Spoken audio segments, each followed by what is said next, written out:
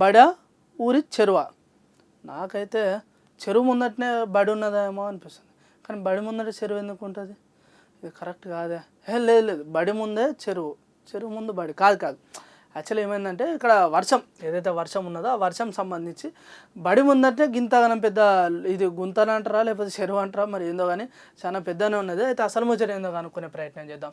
CM ఇలాకాలో Revanth Reddy sir ముచ్చట CM ఇలాకాలో అధ్వానంగా సర్కారు బడి స్కూల్ గ్రౌండ్లో నిలిచిపోయిన వాననీరు చెరువును తలపిస్తున్న పాఠశాల ప్రాంగణం. పాత భవనం వ్యర్థాలను తొలగించిన వైనం. ఇక పాముల సంచారం భయంగా ఉన్న విద్యార్థులు ఉంటారు కదండి. అయితే ఇంకా కొద్దిగా పూర్తిగా చదివే ప్రయత్నం చేద్దాం.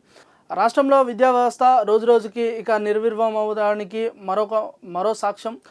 ఏకంగా సీఎం రేవంత్ సొంత నియోజకవర్గంలోనే ప్రభుత్వ పాఠశాల ప్రాంగణం చెరువును తలపిస్తుంది.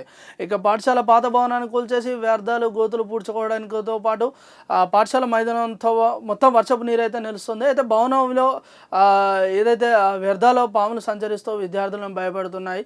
ఇక వికారాబాద్ జిల్లా కొడంగల్ మన సీఎం రేవంత్ రెడ్డి గారిది కొడంగల్ నియోజకవర్గంలోని దుద్యాల మండలం కుదురుమల్ల గ్రామంలోని ప్రభుత్వ పాఠశాలలో ఇది మన ఊరు మన బడి కార్యక్రమంలో భాగంగా పాఠశాల కొత్త బిల్డింగులు మంజూరైంది.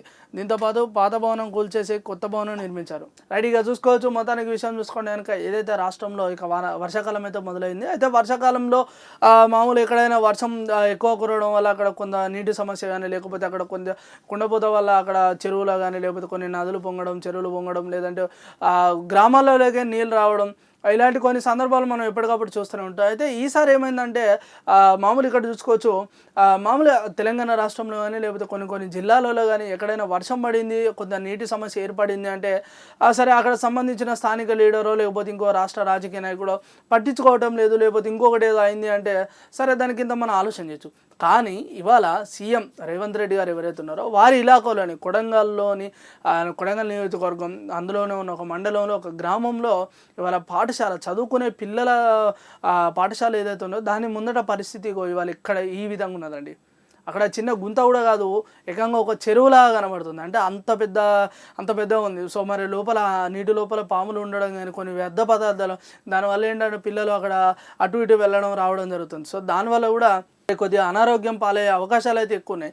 అయితే ఇవాళ ఇక్కడ క్వశ్చన్ ఏంటంటే మరి ఇవాళ సీఎం రేవంత్ రెడ్డి గారు యొక్క నియోజకవర్గంలో కూడా పరిస్థితి ఈ విధంగా ఎందుకు ఉన్నాయని చెప్పేసి కూడా చాలామంది ప్రతిపక్ష నాయకులు కానీ లేకపోతే కొంతమంది సోషల్ మీడియా నెటిజన్లు అయితే చాలా రకాలుగా ప్రశ్నిస్తున్నారు. మరి దీనికి అంటే ఇక్కడ టైం తీసుకొని మరి దీనికి సంబంధించిన ఏదైతే చర్యలు తీసుకోవడం జరుగుతుందా లేదంటే ఏదేమైనా పాఠశాలతో మాకేం పని అని చెప్పేసి మరి ఇది ఇలానే ఉంచేసి అక్కడ ఉన్న విద్యార్థులు ఏమైనా ఇబ్బంది పెడతారా అనేది విషయం కూడా మనం చూడొచ్చు. అట్లున్నది మన రాష్ట్ర పరిస్థితి.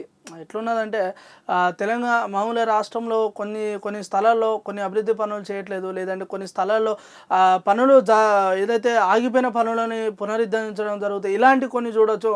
కానీ ఇవాళ అసలు రాష్ట్ర ప్రభుత్వంలో ఏ పనులు జరుగుతున్నాయో ఏమవుతుందో కూడా అర్థం కాని పరిస్థితి ఇవాళ ఉంది. రైట్, అట్లుంటుంది మరి కాంగ్రెస్ ప్రభుత్వం అంటే. అంటే ఇక్కడ మనం కాంగ్రెస్ ప్రభుత్వాన్ని ప్రశ్నించడం అని కాదు లేదంటే కాంగ్రెస్ ప్రభుత్వాన్ని ఇంకేదో అనడం కాదు. ఇవాళ కేవలం వాస్తవ పరిస్థితులు ఏమున్నాయో వాటి గురించే మనం మాట్లాడుతున్నాం కాబట్టి ఒకసారి మరి వారు ఆలోచించి దానికి సంబంధించిన చర్యలు తీసుకుంటే ఇంకా బాగుంటుందని చెప్పేసి కూడా మనం మాట్లాడవచ్చు. రైట్, ఇక నెక్స్ట్ చూసుకోవచ్చు. శివమెత్తిన గోల్కొండ జగదాంబిక అమ్మవారికి తొలిబోనం భారీగా తరలి వచ్చిన భక్తులు. రైట్, ఇక నిన్న చూసుకోవచ్చు ఏదైతే జగదాంబిక అమ్మవారి తొలిబోనం నిన్న గోల్కొండలో అయితే సమర్పించడం జరిగింది. అయితే ప్రతి ఏడాది లాగానే ఈ ఏడాది కూడా చాలా ఘనంగా బోనాలు రావడం కానీ లేకపోతే భక్తులు తరలి రావడం అమ్మవారికి దర్శనం చేసుకోవడం ఇది చాలా అంటే చాలా అద్భుతంగా అయింది. అయితే మన తెలుగు రెండు రాష్ట్రాల్లో కానీ లేకపోతే ముఖ్యంగా మన తెలంగాణలో చూసుకుంటే కనుక ఇటు తెలంగాణ బోనాలు కానీ లేదంటే అటు దసరా కానీ చాలా అద్భుతంగా చాలా ఘనంగా జరుగుతాయని కూడా మనం చెప్పుకోవచ్చు. అయితే ఇదే పండుగకి దాదాపుగా ఎవరైతే పక్క రాష్ట్రాల్లో కానీ లేకపోతే కొంతమంది విదేశీయులు కూడా ఇక్కడికి వచ్చి అసలు ఈ పండుగ ఎలా జరుగుతుంది ఏంటి దీనికి ఉన్న ప్రత్యేకమైన స్థానం ఏంటని చెప్పేసి కూడా చాలామంది రావడం చూడటం ఇవన్నీ జరుగుతున్నాయి. సో ఈ విషయంలో మనం చాలా గర్వపడాల్సిన అవసరం ఉన్నది. అదేవిధంగా ఎప్పటిలాగానే ఈ బోనాలు కూడా చాలా మంచిగా జరగాలి.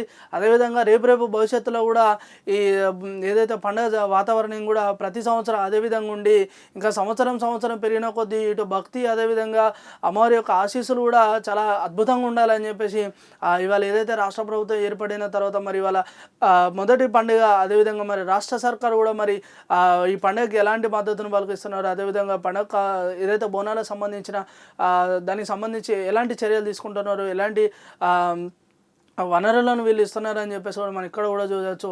అయితే అదేవిధంగా ఇవాళ ఏంటంటే తెలంగాణ రాష్ట్రంలో ఇటు పండుగ విశేషం అనే కాకుండా తప్పకుండా అమ్మవారి ఆశీస్సులు ఉంటాయి. ఇక ఇవాళ తెలంగాణ రాష్ట్రం ఇవాళ ఏ విధంగా అయితే అభివృద్ధి పనులు ముందంజ ఉందో అదేవిధంగా రేపు కూడా ముందరికి వెళ్ళే అవకాశాలు అయితే ఇంకెక్కువనే ఉంటాయి. అదేవిధంగా ఉండాలని చెప్పేసి కూడా చాలామంది భక్తులు అయితే కోరుకోవడం జరిగింది. రైట్, ఇక ఇది మొత్తానికి నిన్న జరిగిన బోనాల పండుగ విషయం. ఇక నెక్స్ట్ ఇంకా 1:50 ప్రకారమే గ్రూప్ 1 రిజల్ట్. నిరుద్యోగ డిమాండ్పై నిర్లక్ష్యం, ఉద్యమాన్ని సైతం లెక్క చేయని వైనం, న్యాయపరమైన చిక్కుల పేరుతో తప్పించుకునే ప్రయత్నం, ప్రభుత్వ వైఖరితో నిరుద్యోగుల జేఏసీ ఆగ్రహం. ఇలాగే కొనసాగితే ఉద్యమం ఉధృతం అవుతుందని హెచ్చరిక.